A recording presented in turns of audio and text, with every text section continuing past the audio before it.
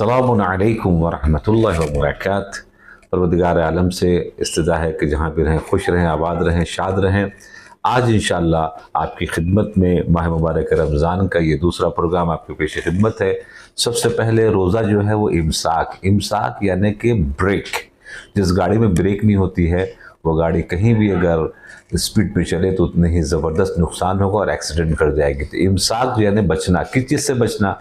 इन 9 चीज़ों से बचना, जो इंशाअल्लाह आज आपकी खिदमत में एक चीज़ें इंशाअल्लाह बयान की जाएंगी।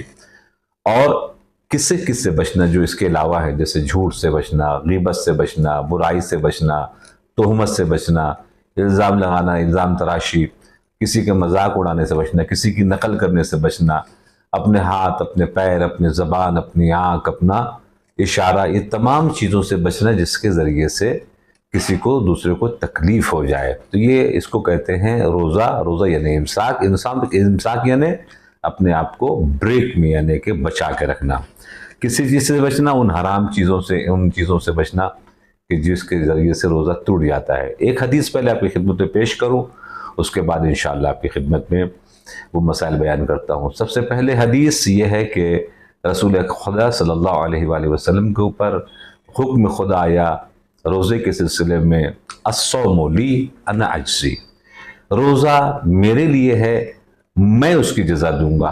कितना दूंगा वो सिर्फ मेरा बंदा जानेगा और मैं जानूंगा। अब ज़रा सोचिए, कोई प्राइम मिनिस्टर जो कभी किसी को गिफ्ट देता है तो वो अपने मेयार के एतबार से देता है, प्रेसिडेंट देता है तो अपने मेयार के एतबार से देता है। इसी तरीके से जब परवरदिगार आलम कह रहा है कि मैं जानूं और मेरा बंदा जाने कि मैं क्या क्या उसको देने वाला हूँ, तो अल्हम्दुलिल्लाह खुश नसीब हैं कि लोग जो मेहमान हैं अल्लाह के इस महीने में, और उसको परवरदिगार आलम ने ये वादा किया कि मैं दूंगा। अब आइए मैं आपकी खिदमत में वो 9 चीज़ों में से आज जो पहली चीज़ है जिसकी खिदमत में आपके ऊपर ज़रा सा गुफ्तगू करनी है वो ये है कि खाना और पीने से रोज़ा जो है वो बातिल हो जाता है। जैसे कि रोटी है, चावल है, इसको अगर आप रोज़े के हालत में अगर आप खा लेंगे तो वो जनाब रोज़ा टूट जाता है, और उसके बाद फिर जनाब उसका कफ़ारा भी वाजिब हो जाता है। कफ़ारा वगैरह के सिलसिले में इंशाअल्लाह बाद में बात करूँगा। मिसवाक भी आप नहीं करें रोज़े के हालत में, चूँकि मिसवाक अगर आपने किया, एक मतलब मुँह से निकाला और उसकी जो तरी या जो उसमें जो बुरादा वगैरह होता है वो अगर हलक में चला गया तो उससे रोज़ा टूट जाता है। तो उससे आप एहतियात कीजिएगा कि आप उससे ना करें। रोज़ेदार के लिए मिसाल के तौर के ऊपर उसने सहरी करा था, पता चला कि वक्त ख़त्म हो गया है, तो जो उसके मुंह में निवाला है उसको चाहिए कि फ़ौरन वो निकाल दे। अगर उसने जानबूझ के अगर उस निवाले को निगला तो उसका रोज़ा टूट जाएगा। जैसे ही वक्त ख़त्म हुआ तो फ़ौरन जनाब आपको ये सब चीज़ों से रुक जाना है। उसके बाद फिर अगर गलती से कोई चीज़ खा ले और पी ले, गलती से कोई खा ले पी ले कि उसको भूल गया था कि वो रोज़े से है, तो उसका रोज़ा टूटता नहीं है। फ़ौरन जनाब वाला जो है अपने आप को रोके और इसी अंदाज से अपने रोज़े को जनाब पूरा करे। उसके बाद फिर जो है खिदमत में आपके कोई ऐसा इंजेक्शन लगाना कि जो ग़िज़ा के लिए है वो सही नहीं है, जायज़ नहीं है, मगर हाँ जिससे बेहोश करना है या वगैरह वगैरह इसके सिलसिले में है और दूसरे और कामों के सिलसिले में है, तो इंजेक्शन लगाने से रोज़ा टूटता नहीं है।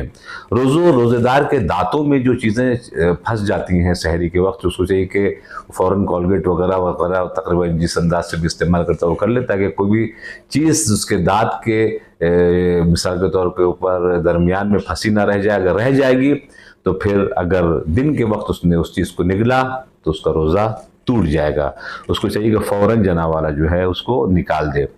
रोज़ेदार के लिए बहुत ज़रूरी है कि वो आज़ान सुबह से पहले जो है मुकम्मल तरीके से अपने आप को कॉलगेट वगैरह करके मुतमईन हो जाए कि उसके दांतों के दरमियान में कोई भी चीज़ जनाब वाला फंसी हुई नहीं है। और उसके बाद फिर खिदमत में आपके अर्ज़ करूँ कि जिससे मुंह में बहुत सा पानी भर जाता है और उसके बाद उसको निगला जाता है, तो उससे भी जनाब रोज़ा टूटता नहीं है। वो बलगम जो सीने से निकलता है और अगर वो मुंह के देहान में आ जाए उसके बाद वो अंदर आप नहीं लेके जा सकते, उसको फ़ौरन जनाब वाला थूक दें आप।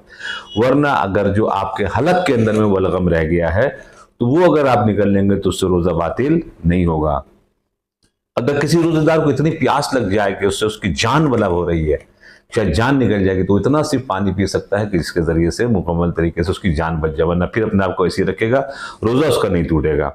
उसी तरीके से अगर कोई परिंदे वगैरह के सिलसिले में कोई ऐसा अपने दांत से चबा के वो देना चाह रहा है, अपने बच्चों को देना चाह रहा है जिससे हलक तक भी जाएगा, तो उसको चाहिए कि ये काम वो अंजाम दे सकता है, रोज़ा से नहीं टूटेगा, मगर हाँ अगर जानबूझ के वो हलक के अंदर ले जाएगा उसको, तो फिर जनाब उसका रोज़ा जो है वो टूट सकता है। इसलिए इसका ख्याल रखना बहुत ज़रूरी है कि इंसान सिर्फ उस वजह से रोज़ा नहीं छोड़ सकता कि बस उनको इधर कमज़ोरी आ जाएगी, नहीं, अगर सही तौर के ऊपर पता चल जाए कि अगर हम उसके बर्दाश्त के बाहर है तो वो रोज़ा छोड़ने में कोई हर्ज नहीं है, बाद में फिर उसको क़ज़ा अंजाम देनी पड़ेगी। तो बस इंशाअल्लाह अपना बहुत ख्याल रखिएगा, दुआ में याद रखिएगा और इन चीज़ों को दूसरों तक भी पहुँचाइए ताकि इंशाअल्लाह सवाब में आप शामिल हो जाएँ।